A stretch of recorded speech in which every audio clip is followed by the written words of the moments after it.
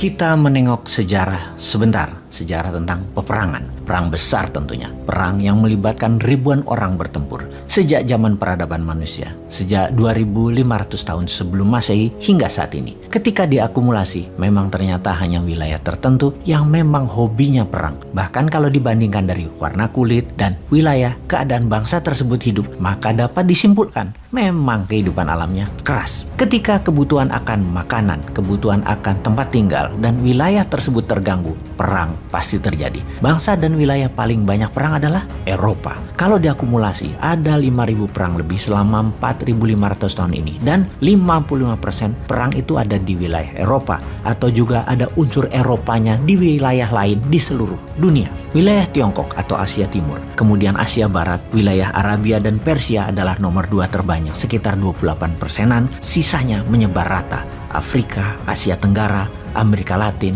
Hebatnya adalah Amerika. Perang besar di wilayah Amerika hanya beberapa kali saja. Terbesar perang saudara di Amerika Utara tersebut. Kemudian ada 50 perang yang melibatkan Amerika di seluruh dunia dalam 100 tahun terakhir di wilayah orang lain. Lalu tebak siapa negara atau wilayah yang top 4 berperang terbanyak di wilayah atau ikut perang di tempat lain atau menyerbu? Ranking pertama adalah Perancis, nomor 2 adalah Inggris, nomor 3 adalah wilayah Nordik sampai Rusia, dan terakhir yang nomor 4 terbanyak adalah Jazirah Arabia dan Persia. Jadi mulai kebayang apa yang terjadi di dunia ini dalam 4.500 tahun sejak adanya peradaban hingga saat ini dalam urusan perang. Ternyata secara warna kulit yang hobi berperang itu adalah kaum Caucasian alias bule. Ternyata wilayah 4 musim memang membuat mereka buas, walau dikatakan mereka sepertinya pintar akademi dan bangsa dengan banyak manner atau aturan bersosial. Bahkan sepertinya karena kekuasaan agama di banyak wilayah tersebut, penguasa tertinggi adalah para klergi atau agamawan, tidak juga tuh mengurangi perang.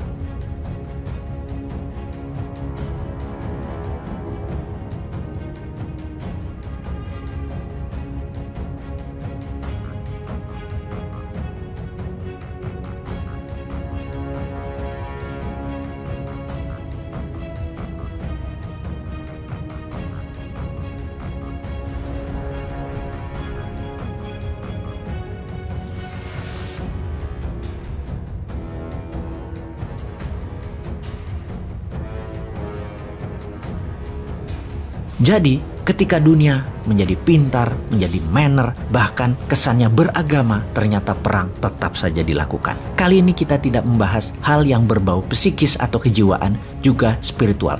Banyak yang pintar urusan itu, biarlah itu ranah mereka. Kita membahas apa peluang ke depan bagi bangsa Indonesia, di mana kita termasuk bangsa yang sedikit perangnya. Yang paling banyak di wilayah Nusantara adalah perang-perang kecil di beberapa wilayah kerajaan tua seperti Salakadomas, Kutai, dan lain sebagainya. Hingga kerajaan-kerajaan yang menyebar, dan saat ini ada tersisa 70 kesultanan. Bahkan dalam catatan sejarah Indonesia, kerajaan tersebut cepat sekali berganti. Bahkan ada yang kurang dari 10 tahun sudah hilang. Jadi bagaimana bangsa Indonesia untuk bisa menjadi negara bangsa yang besar ke depannya? Mempunyai peradaban pengendali dunia. Jadi kita harus belajar dari apa yang pini sepuh nenek moyang kita lakukan. Ada dua peristiwa besar yang menyatukan Nusantara. Pertama, oleh Majapahit yang tanpa perang bisa menyatukan Nusantara. Dan kedua, kontribusi Wali Songo di Nusantara yang juga tanpa perang mengajarkan hal yang spiritual yang membuat kita sampai saat ini menjadi bangsa yang mengenal Tuhan.